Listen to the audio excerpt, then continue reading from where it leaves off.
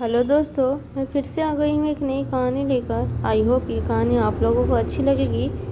तो चलिए बिना लेट किए हुए हम लोग कहानी को शुरू करते हैं और देखते हैं इस कहानी में है क्या। कल मेरे पैर धरती पर नहीं पड़ रहे थे। रात को मारे उत्तेजना की नींद नहीं आई थी। इस पल की इतनी प्रतीक्षा थी मुझे। रात जब खाने के बाद ऋतिक मेरे कमरे में आया तो मुझे लगा शायद उसे कुछ चाहिए। मेरे पूछने पर उसने अपनी दोनों बाहें मेरे गले में डाल दी। नहीं माँ, मुझे कुछ बताना था आपको। शर्म से गुलाबी हो गए। उसके गोरे मुखड़े को देख मेरे चेहरे में प्यार और मुस्कान तैर गई। तो तुझे मेरी बहू मिल गई। अगर आप स्वीकार करेगी तो तुम जानती हो तुम्हारी खुशी से बढ़ के मेरे लिए कुछ भी नहीं। कौन है वो जिसने मेरे बेटे का दिल की घंटी बजाई है? बेटे के गाल में प्यार से चपत लगाते हुए मैंने पूछा। माँ, प्रिया नाम है उसका। मेरे साथ MBA किया है उसने। हम 2.5 साल से एक दूसरे से जानते हैं और पसंद भी करते हैं। उसको भी अपने शहर में अच्छी नौकरी मिल गई है। कब मिलवाओगे? मेरा सीधा प्रश्न था। माँ, कल सुबह नाश्ते पर बुला नहीं लेता हूँ। जाकर ले आना उसे। अब जाओ, सो जाओ। पूरी रात के करवटें बदलती रही। सुबह 4 बजे मैं बिस्तर पर छोड़ दिया और रसोई घर में घुस गई। मन करता यह भी बना लूँ, वह भी बना लूँ। सुबह 7 बजे तक मेरी रसोई तरह तरह के पकवानों से महकने लगा। माँ, क्या क्या बना लिया आपने? पूरा घर महक रहा है। क्या आप रात भर बनाती रही है? आश्चर्य से प्यार दोनों ऋतिक के स्वर्ग में था। मेरी पहली बार बहू आ रही है। यह एक दिन एक बार ही आता है। तुम चाय पियो, मैं नहाकर आती हूँ।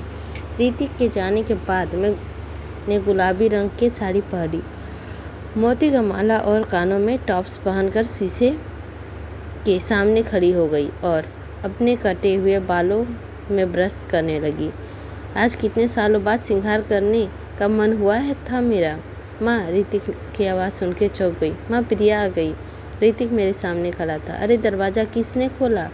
खुला था माँ, शायद आप बंद करना भूल गई हो। हाँ, यही हुआ होगा। बैठक में घुसते ही प्रिया की नज़र मेरी नज़र से मिली। हम दोनों ही जड़ हो गए। मेरे पैरों से नीचे जमीन खिसक गई। लगा पूरा कमरा घूमने लगा। खुद को संभालना मुश्किल हो गया। ऋतिक ने सहारा देकर मुझे बैठाया। माँ, क्या हुआ आपको? मैं चेतना शून्य होती जा रही थी। बंद होती आंखों से देखा, ऋतिक और प्रिया दोनों मेरे ऊपर झुके हुए थे और मुझे पुकार रहे थे। मुझे उनकी आवाज़ें दूर से आती प्रतीत हो रही थी। अब होश आया तो देखा मैं अपने पलंग पर लेटी हुई हूँ। ऋतिक और प्रिया के साथ डॉक्टर रजत भी मेरे कमरे में बैठे हुए हैं। माँ, क्या हुआ आपको? परेशान? ऋतिक की आंखों डगमगाई हुई थी। मेरा हाथ उसके हाथ में था। बेटा, मैं ठीक हूँ। डॉक्टर रागिनी, आप दोस्त वो तो डॉक्टर मानती हैं ही नहीं। मैंने कितनी दफ़ा आपसे कहा है थोड़ी अपनी सेहत का ध्यान रखिए, मगर डॉक्टर रजत फिर से उठकर डॉक्टर रागिनी की ब्लड प्रेशर नापने लगे।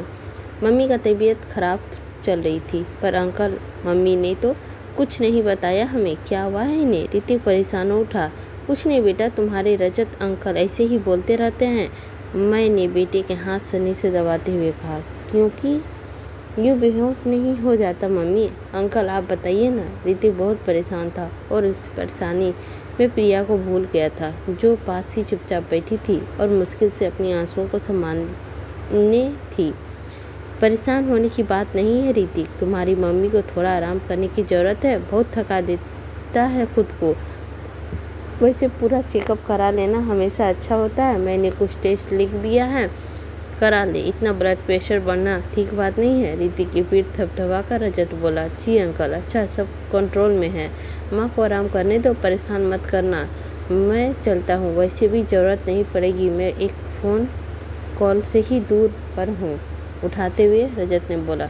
अरे अंकल, चाय मम्मी को ठीक होने दो, फिर साथ में पीते हैं।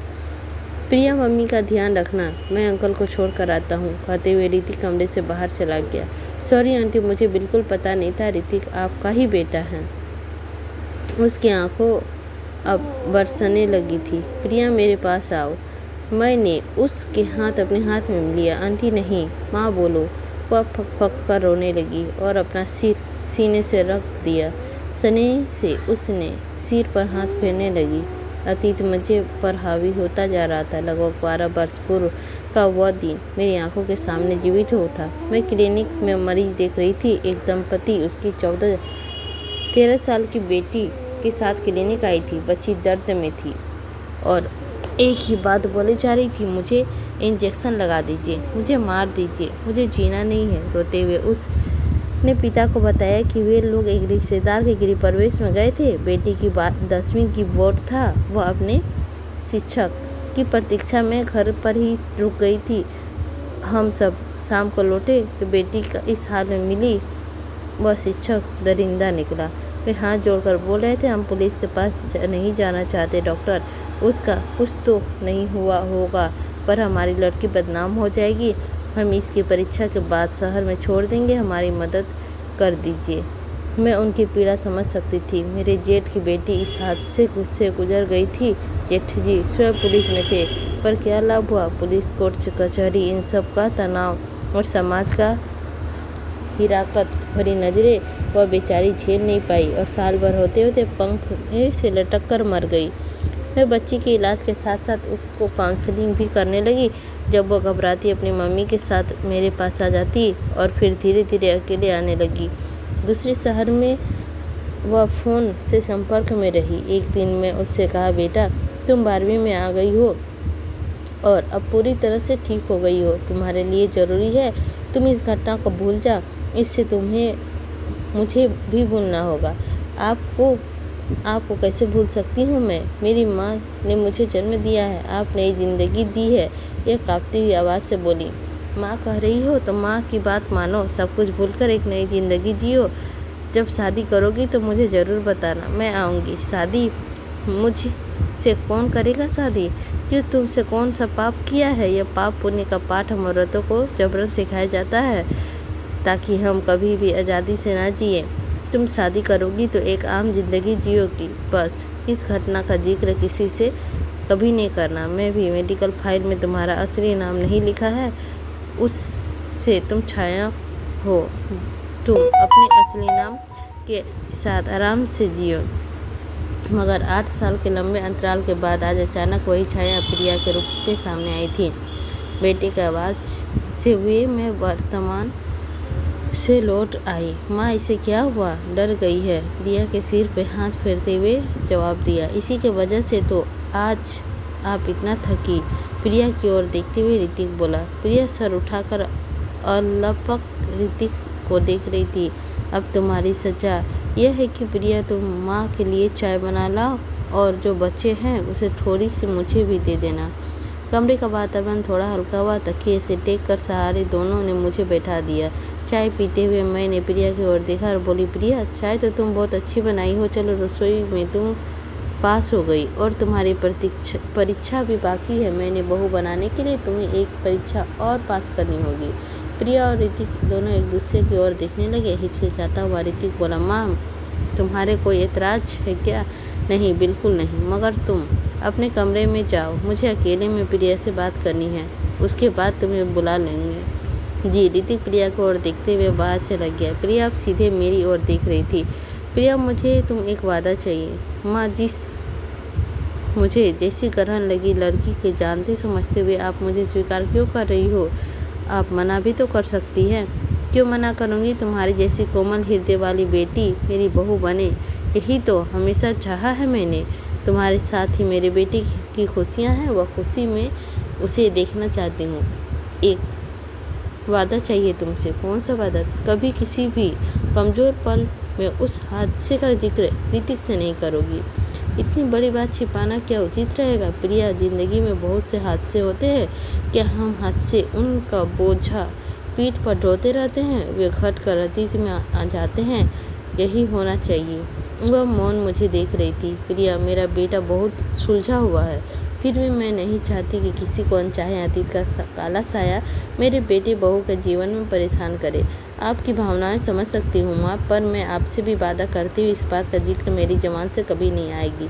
प्रिया, अपने मम्मी पापा से कहना कि जब वे आएंगे तो पहली बार मिलकर ही होंगे, ये याद रहे। माँ आप बहुत महान है। भावुकता की प्रिया मेरे गले से लग गई। प्यार की उठ मिठास से पीठ थपथपाकर मैंने कहा, अब ऋतिक को बुला लो।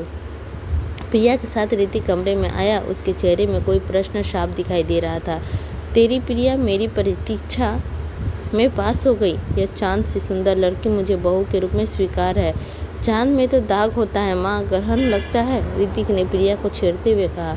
चांद उस ग्रहण के साथ तो भी पूर्ण होता है बेटा। वैसे ही हम सब भी अनेक अच्छाई बुराई के पुतले हैं और हमें एक दूसरे की सब पूर्णता की स्वीकारता होता है।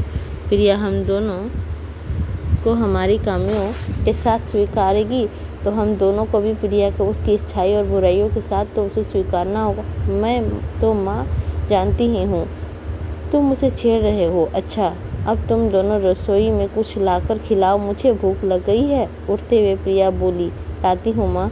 और हाँ प्रिया, अपने मम्मी पापा को बोलना मुझसे जल्दी आकर मिले और उन्हें यह बात बता देना कि शादी की जल्दी है।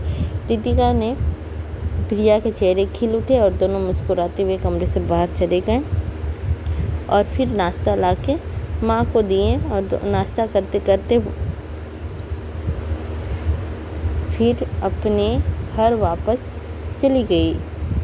तो दोस्तों कैसा लगा आप लोगों को कहानी? आई होप यह कहानी आप लोगों को अच्छी लगी होगी। तो लाइक कीजिएगा, चैनल पर नए होंगे तो सब्सक्राइब कीजिएगा और हमें बताइएगा कि यह कहानी आप लोगों को कैसी लगी। नेक्स्ट स्टोरी आप लोगों के पास बहुत जल्द लाऊंगी। लेती हूँ आप लोगों से विदा।